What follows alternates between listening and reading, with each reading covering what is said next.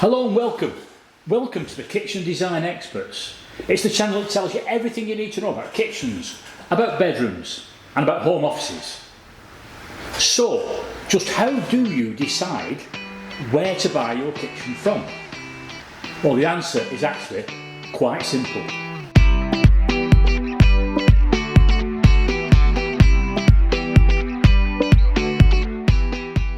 Hello, I'm Robin Holt. And I'm Josh Holt. And we are the Kitchen Design Experts. If you've been following our series on how to buy a fitted kitchen, you should know that you're now up to the stage where you've invited 3 companies into your home to give you a design consultation. In fact, if you've actually followed our advice, you could already have chosen 3 companies that actually are a very good fit for you.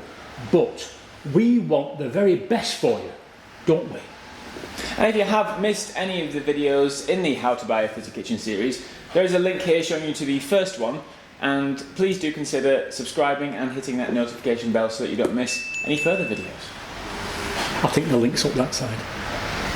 Now, we believe that the kitchen business is all about good design, in particular the quality of the designer themselves. And it's understanding this that will help you with the process of deciding exactly who's going to do your kitchen. A kitchen is a very individual thing. You need to find a designer that you trust, one that you can work with, but more importantly, one that has the design experience to be able to give you that perfect kitchen. So how do you recognise a good designer? Well, actually it's quite simple. You'll know before they even leave your house, way before they give you an actual design. The trick is simply to listen to them and more specifically what questions that they're asking you. Now you see, designers like me and him know very little about you when we first meet you. Now there's certain things we can deduce, maybe from the garden we've just walked past or from the fridge magnets that we see in your kitchen, but Sherlock and Watson, we are not. In fact, it's a capital mistake to theorise before having the data. Well, that's very good. Did you just make that up yourself? Nope, Sherlock Holmes did. Elementary, dear Josh, elementary. Now, basically, we have to gather a lot of information about you before we can even consider your design.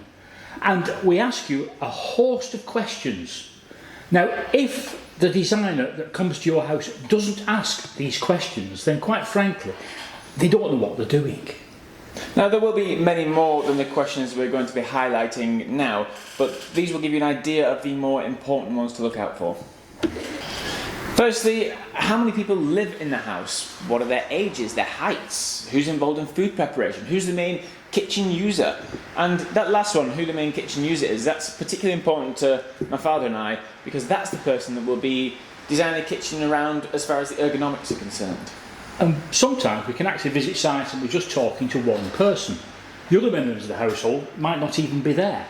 Unless we can ascertain exactly who it is that we're working for and who we're designing for, it's virtually impossible to get it right. There may be children in the house. In that case, safety needs to be a consideration. There may be older people in the house, which means mobility might have to be a consideration. And more importantly than all those, really, we feel, is the height of the main kitchen user, because that's what will dictate the height of the worktop might need adjusting, or where in the housings the appliances are set. In actual fact, if the main kitchen user is there when we're measuring a kitchen, what we do is get them to stand, hold their arms parallel to the floor like that, and then we measure from the floor to the underside of their arms. Now, there are obviously many different body shapes, and overall height isn't always the best way to go. As an example, if you look at us two now, we're sat here on the same height stools, and we look as though we are similar heights. But watch. Whoops. We're not. Completely different. And you know, I even ask if the customer is left or right-handed, because that can sometimes affect my decision process during the design. Yeah, I can see that actually. I would also ask what type of cooking is prevalent. Now, if say somebody said to me, oh, Asian type cooking, I do a lot of that, then I'll put more emphasis on the hob and the area around the hob. If however they said, oh, we bake a lot, then the oven comes more into play. And I'd also leave a much larger worktop space somewhere so rolling out is possible. And the next question to ask is, really, how long are you planning to stay in the house? But when I say next question, I don't mean to suggest that there's any form of order that they should be asking, but as long as they're covering these questions some point during the discussion. That one about how long they're going to stay in the house for, when you think about it, we could be designing for somebody in their mid-50s, and the answer to that question is, oh, we're going to be here for 15 to 20 years. Now, in which case, we've got to sort of future-proof that kitchen, because those fit and healthy 50-year-olds might not be so fit and healthy when they get into the 70s. On the other hand, somebody might say to us, oh, we're only going to be here for a couple of years at the most. So in this case, we tweak the design so we put more emphasis on how it looks, perhaps, so that it helps sell the property. I mean, what's the point of paying a lot of money for a rise and fall mixer unit if in 2 years' time they're leaving the house, because then somebody else is going to get the benefit of that investment? Another question we like to ask is, do you intend on entertaining often family or friends? If the answer is yes, then you might possibly think about having some form of worktop between the kitchen and wherever your dining location will be. That way that acts as sort of a servery for the back and forth of plates and bowls and cutlery and everything that needs washing. Do you enjoy cooking? Now, some people say to us, absolutely yes, we're never out of the kitchen, and other people will say, not really, want to get in and out as fast as possible. And for us to know the answer to that question really does help us when it comes to designing kitchens. And do you have children or grandchildren that want to get involved in the cooking or baking as well? If so, you might consider leaving a small worktop area that you can pull up a chair or a stool so that they can more easily get involved in that. And this applies more and more nowadays that we're doing the kind of living kitchens where the whole family's in the room regardless, especially if you brought a TV in there as well. Now, let's get on to the biggie. This is the discussion about appliances. Now, really, a full half of the discussion you're going to have with your designer is going to be about the appliances. What appliances are available, understanding what they can do, can often help solve design problems. For instance, can you have an ice maker in an integrated fridge? Can you find a dishwasher that will work with a 50mm plinth at the bottom? Are double ovens available with pyrolytic cleaning?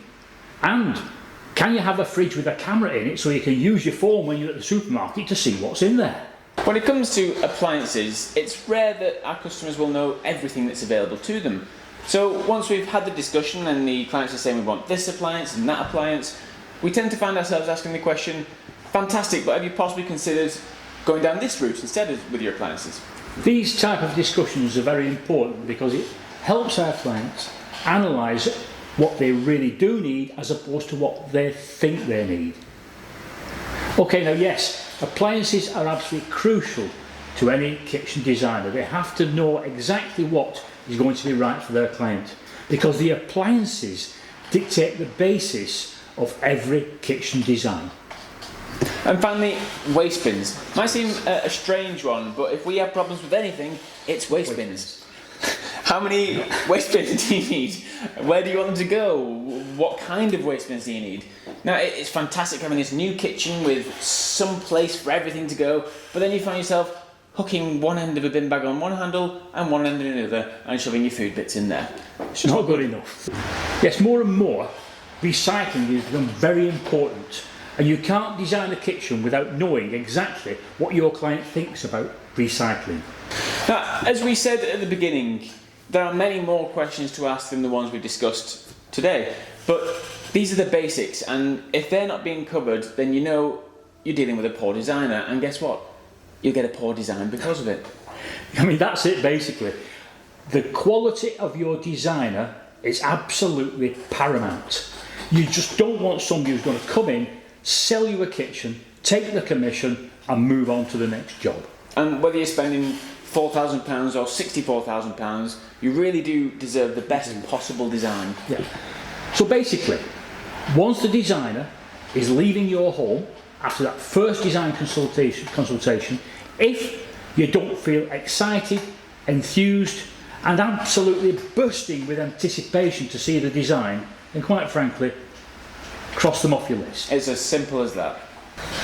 So thank you for watching, and the very best of luck with your kitchen design. And as always, if you've got any questions at all about kitchen design, please put your questions in the comments box below. Absolutely, and we promise we will get back to you on each and every one of them. Absolutely. And it's goodbye from me. And it's goodbye from George. Goodbye. Bye.